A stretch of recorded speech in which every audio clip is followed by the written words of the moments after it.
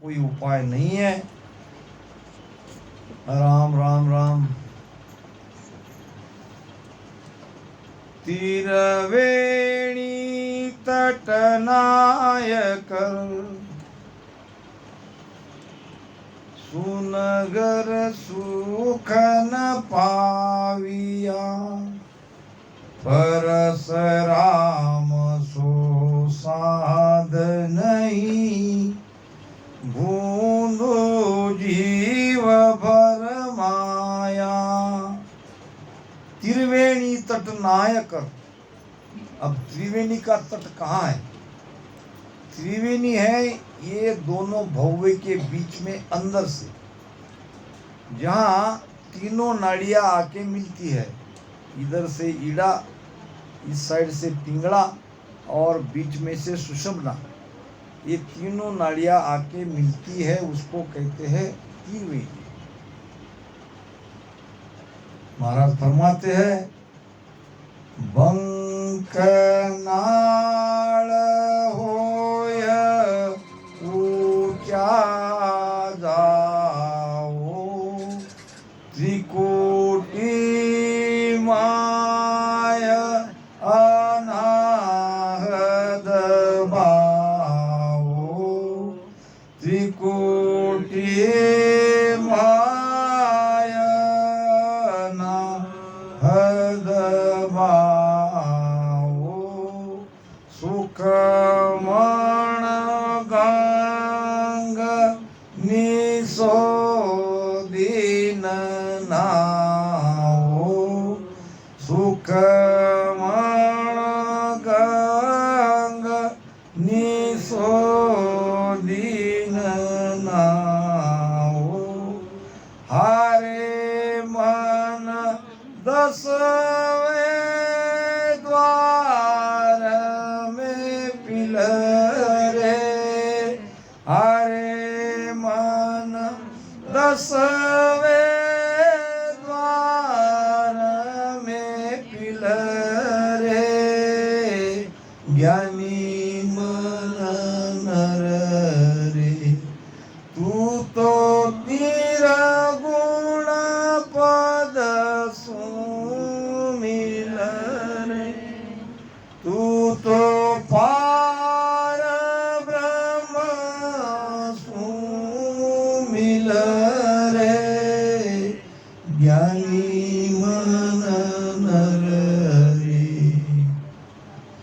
बंकनाल से यानी रीढ़ की हड्डी के अंदर से ये चेतना को ऊपर ले जाना पड़ेगा और ऊपर 10वें द्वार से उसको बाहर निकालना पड़ेगा, तब होगा मोक्ष, तब जाएंगे हम सत्स्वरूप आनंद पद में। और ऐसी स्थिति होने पर हम जीते जी अमर लोक में पहुंच गए, हमारा दोबारा जन्म नहीं होगा।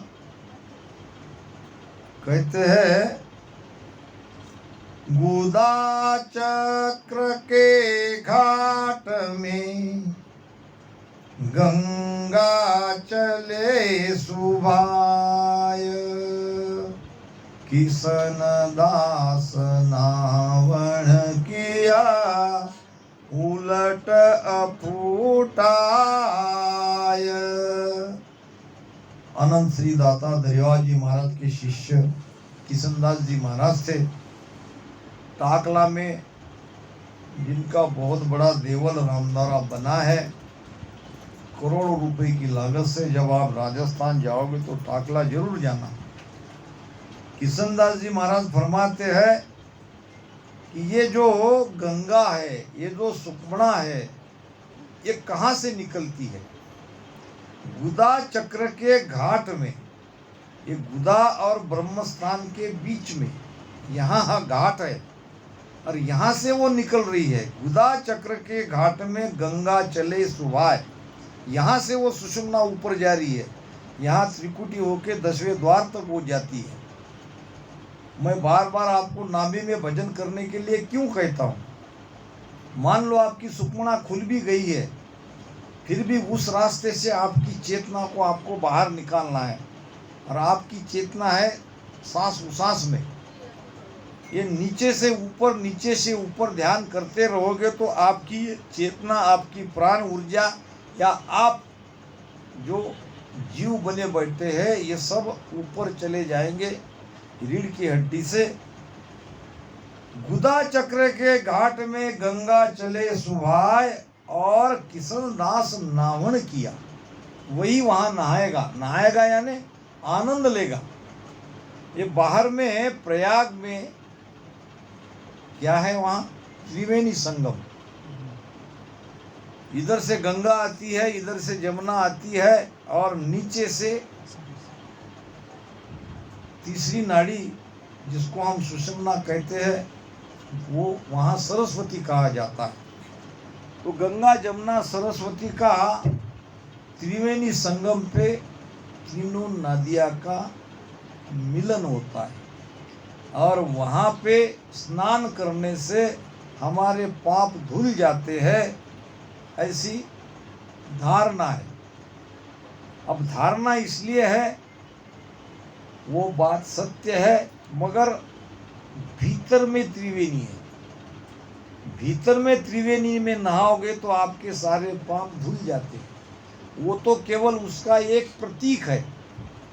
वहाँ नहाने से कुछ नहीं होगा, केवल आपको संतोष होगा कि हम त्रिवेणी में डुबकी लगा है, मगर भीतर नहाओगे तो आपके पाप धुल जाएंगे। बड़ा आसान तरीका है, कोई ज़्यादा समय नहीं लगता है त्रिकुटी जाने के लिए। आपको भजन करना पड़ेगा। जो इस भेद को जानते हैं उसके सानिध्य में बैठ के उसके मार्गदर्शन में आपको भजन करना पड़ेगा।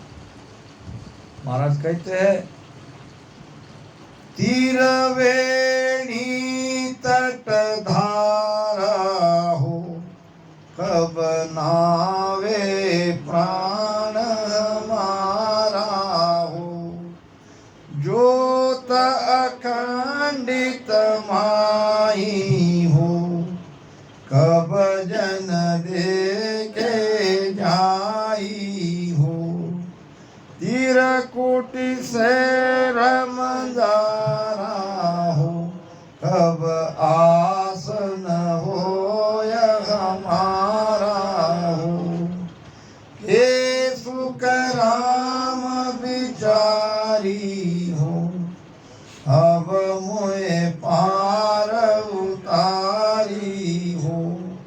प्रार्थना करनी चाहिए महाराज को, सदगुरु जी को कि हे गुरुदेव, वो त्रिवेणी का संगम जहाँ है, जहाँ तीनों नाड़ियाँ मिलती है, वहाँ जाके मैं कब नहाऊं। त्रिवेणी तटधारा हो, कब नावे प्राण हमारा। यहाँ तो शरीर को नहाते, यहाँ प्राण का नहाता है। बाहर में शरीर को ही नहाते। अब मन भी अलग रह जाता है तो प्राण भी अलग रह जाता है। खोट है मन में, कर्म का करता है मन, पाप किया है मन ने और मन खुला है, शरीर को नहा के चले आया अपन। अब यहाँ घर पे नहाए क्या और त्रिवेणी में जाके प्रयाग में नहाए का, उसमें कोई फर्क नहीं। जल तो एक है। नहाना है भीतर, मगर हम लोगों ने उसका उपाय ढूंढ लिया, हम लोगों ने उसकी नकल बना दी। महाराज कहते हैं, साधु भाई तीरथ तो सब किया, संतो भाई तीरथ तो सब किया, एक धाम है सो हम परशा, एक धाम है सो हम परशा, जल बिन जल महा पिया, साधु भाई तीरथ तो सब किया, संतो भाई तीरथ तो सब किया। महाराज फरमाते हैं, तीर्थ कितने हैं? तीर्थ है 68। तीर्थ करे तो कर 68 रे एको भूल न जावे। और वो एक धाम है पुष्कर।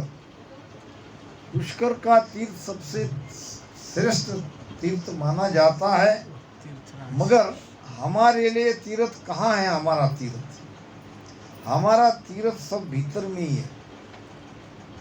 गंगा भी भीतर है, यमुना भी भीतर है, तो सरस्वती भी भीतर है। सारे धाम हमारे भीतर ही है। और हमारा सर्व तीर्थ क्या है? सदगुरु का शरणा, सदगुरु का दर्शन। सदगुरु का दर्शन ही हमारे लिए सबसे बढ़िया अच्छा तीर्थ है। उससे बढ़कर कोई और तीर्थ हो ही नहीं सकता। एक गुरु के कई शिष्य थे और उसमें 2 शिष्य मित्र थे। अब दोनों ने विचार किया कि गुरु की आज्ञा लेके चलो तीर्थ यात्रा कराए। एक मित्र ने कहा भाई मैं तो नहीं आ सकता, मैं तो गुरुदेव के पास ही रहूंगा, तुम अगर जाना चाहते हो तो जाओ। अब आया गुरु के पास, कहने लगा गुरुजी मुझे तीर्थ यात्रा करनी है, आपका आदेश चाहिए। गुरु ने कहा जाओ, अगर जाना ही चाहते हो। तो ये गया तीर्थ करने। और तीर्थ में दर्शन के लिए एक कतार में लाइन में रहना पड़ता है। अब पहले ही तीर्थ में वो लाइन में खड़ा रहा, मगर उसको ऐसा आभास हुआ कि उसका मित्र भी उसी लाइन में सबसे आगे खड़ा है। उसको आंखें पर विश्वास नहीं आया। जो मित्र गुरु के पास है, जो कहता है कि भाई मैं गुरु के पास ही रहूँगा, वही मेरा सबसे बड़ा तीर्थ है, मगर ये यहाँ कैसे है? हो सकता है मुझे कोई भास हुआ हो या मुझे ऐसा लगा हो, ऐसा कह के उसने मन को मना लिया और दर्शन करके दूसरे तीर्थ को निकला। दूसरे तीर्थ में भी उसको वैसा ही आभास हुआ कि मेरे आगे वो शिष्य है जो गुरु के पास रहा था, वहीं आश्रम में रह गया था, जो तीर्थ को नहीं आया था, वो उसके आगे आगे दर्शन के लिए जा रहा है और मैं पीछे हूँ सबसे। अब तो सोच में पड़ गया कि 2 बार ये बात दिख रही है, ये तो झूठ नहीं हो सकती। और कर भी क्या सकता था। फिर तीसरे तीर्थ में गया, चौथे तीर्थ में गया, सब जगह उसे यही बात देखने को मिली कि उसका जो दूसरा शिष्य, जो उसका मित्र था, जो गुरु के पास था, गुरु की सेवा में था, वो सबसे पहले तीर्थ का दर्शन कर रहा था और ये पीछे पीछे जा रहा था। जब सारी तीर्थ यात्रा समाप्त करके जब घर वापस आश्रम में आया तो उसने अपने मित्र को कहा, क्या तुम भी तीर्थ में आए थे? उसने कहा नहीं, मैं तो यही था गुरु महाराज की सेवा में। फिर मुझे क्यों ऐसा लगा कि तुम मेरे आगे आगे दर्शन करके अगले तीर्थ में जा रहे हो? तो उसने कहा तुम्हें कोई आभास हुआ होगा या तुम्हारे मन में ये भाव आया होगा। उसने कहा एक जगह 2 जगह आती तो मैं समझ जाता। हर तीर्थ में लगभग मेरे साथ ऐसा ही हुआ। और उनकी बातें सुन के गुरु महाराज हंसने लगे, क्योंकि गुरु तो सब जानते हैं। तो हमारे लिए हमारे सदगुरु के चरण ही सबसे पवित्र तीर्थ है। इसीलिए महाराज ने कहा है, सतगुरु चरण बंधो मेरे प्राणी, सतगुरु चरण बंधो रे, सतगुरु चरण बंधो मेरे प्राणी, सतगुरु चरण बंधो रे। वो तो को सत ज्ञान बता कछुहन राखे छंदो रे तो सत ज्ञान बतावे कछुहन राखे छंदो रे राम कछुहन राखे छंदो रे सतगुरु चरण बंधो मेरे प्राणी सतगुरु चरण बंधो रे चलता देवल पूज पराणी माय बसे राय जादो रे चलता देवल पूज पराणी माय बसे राय जादो रे पान देवल झूठ बिन चेतन ताको पूजय आलो रे पान देवल झूठ बिन चेतन ताको पूजे आलो रे राम ताको पूजे आलो रे सतगुरु चरण बंधो मेरे प्राणी सतगुरु चरण बंधो रे वे तो को सत ज्ञान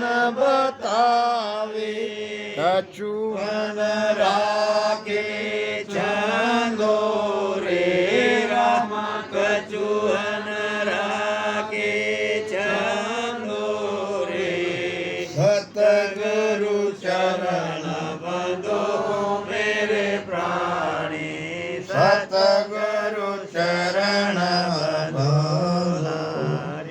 बोलतड़ो सो निर्गुण कहिए पर गुण काया खांदो रे बोलतड़ो सो निर्गुण कहिए पर गुण काया खांदो रे पर गुण निर्गुण ये सत प्राणी और सकल ब्रह्म बांधो रे सर गुण निर्गुण ये सत प्राणी और सकल ब्रह्म बांधो रे राम और सकल ब्रह्म बांधो रे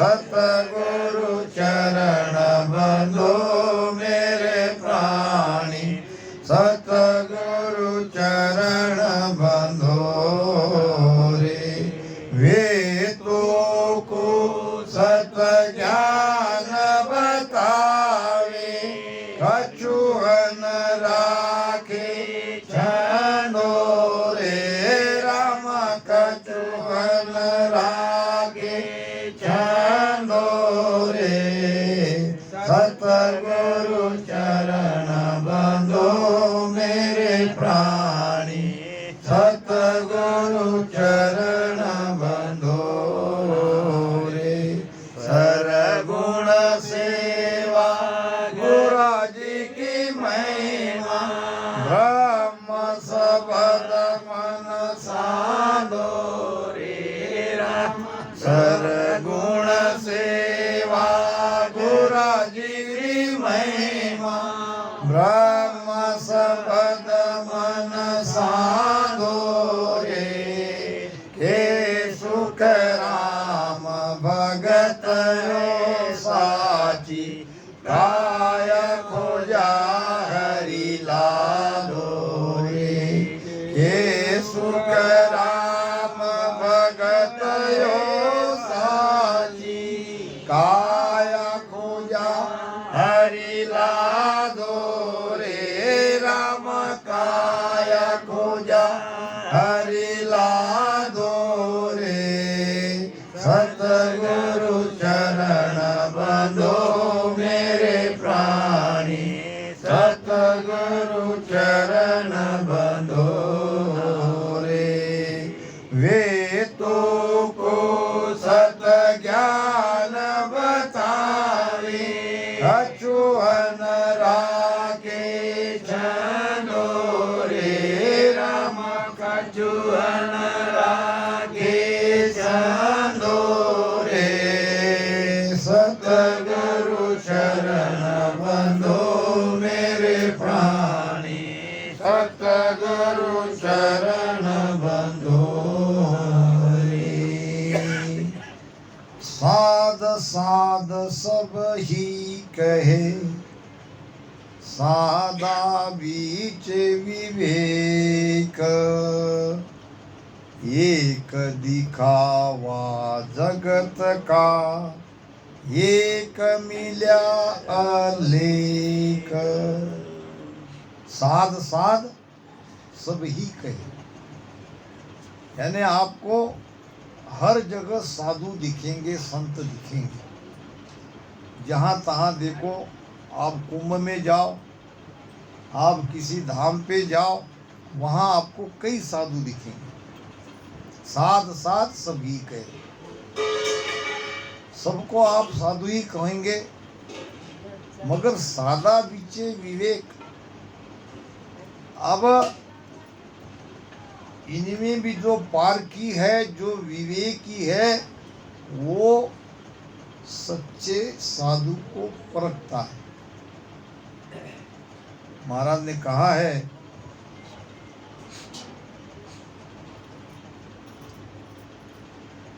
परख करे तू संत की हर मिलन के काज जे आपारक कीजिए हरिजन कहे सो साज हरिजन कहे सो साज फिर आपारक कीजिए ज्ञान ध्यान और सीख सूरत पर सूरत खेती पर दीजिए सुखराम कहे सुन तातिया छाड़ जगत को राज और जे पर के तू संत को तो हर मिलन के काज संत की परीक्षा कैसे की जाती है अगर परमात्मा प्राप्ति के लिए आप संत को परखना चाहते हो तो संत जो कहते हैं वो करो संत ने जैसा कहा है जैसा भेद बताया है जैसा आपको ध्यान करने को कहते हैं वैसा करो और किसी भी तरह से संत की परीक्षा हो नहीं सकती परख करे तू संत की हर मिलन के काद तो आपारक कीजिए हरिजन कहे सो साज साज यानी वो जैसा कहते हैं वैसा करो हरिजन कहे सो साध फिर आपारक कीजिए अब आपने जैसा कहा है वैसा किया मान लो सुबह मैंने सबको कहा कि सासों सास में रसना से तेज भजन करो और आपने किया भी अब किसी को भजन में बहुत आनंद आया किसी का भजन बहुत जोरदार लगा किसी का नहीं लगा अब नहीं लगने वाले को और ज्यादा नजदीक आके विचार करना चाहिए कि भाई हमारे साथ ये क्यों नहीं हुआ दो कारण है एक तो कर्म का कारण दूसरा आपने जैसा कहा है वैसा किया नहीं यही दो कारण है एक तो आपके बहुत ज्यादा कर्म है कर्म बहु करनिया घनी रोग रयो घट छाय इन कारण सुख राम कहे राम रटन नर नहीं चाय ये कर्म आपको भजन करने नहीं देता पहला कारण है कर्म का ये कर्म के कारण राम रटन करने में राम भजन करने में मन लगता ही दूसरा कारण आपने जैसा मैं कह रहा हूं वैसा नहीं किया हो सकता तो फिर आप पारक कीजिए ज्ञान ध्यान और सूर्य सूरत खेती पर दीजिए खेती किसको कहते हैं ये बाहर में खेती तो है भीतर की खेती कहाँ है भीतर की खेती है नाभि, नाभि है खेती। खेती कहते हैं रण क्षेत्र, लड़ाई का मैदान। काल से जितना है तो नाभि में ध्यान लगाओ। लिव बंद सुमिरन ये निस कीजे, नाभि माय सूरत मन दीजे, रसना जोर उतावल कीजे। उतावल किसको कहते? उतावल समझते क्या? मान लो आपने निर्जला उपवास किया, भोजन भी नहीं किया, तो चाय दूध भी नहीं लिया और पानी भी नहीं, 24 घंटे का निर्जला उपवास किया। जब उपवास खत्म होता है तो आप भोजन कैसे करते हो? उतावीलपना से। माता कहती कि थोड़ा धीरे धीरे खा, भोजन कहीं भाग नहीं रहा है, मगर 24 घंटे की भूख और शरीर खाली हो जाता है तो भोजन आहार चाहिए, जल्दी जल्दी जल्दी जल्दी खाता है।